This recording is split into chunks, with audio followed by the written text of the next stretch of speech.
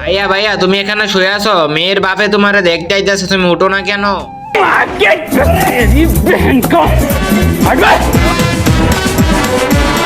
আরে মিলন ভাই তোমার নতুন শার্টটা দিবা একটু।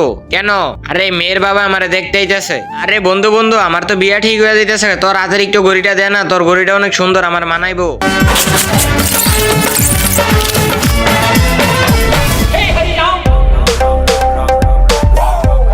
সবাইকে নমস্কার।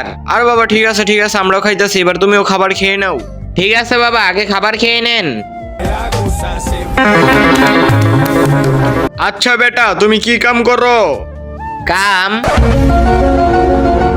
আমার ভাইয়া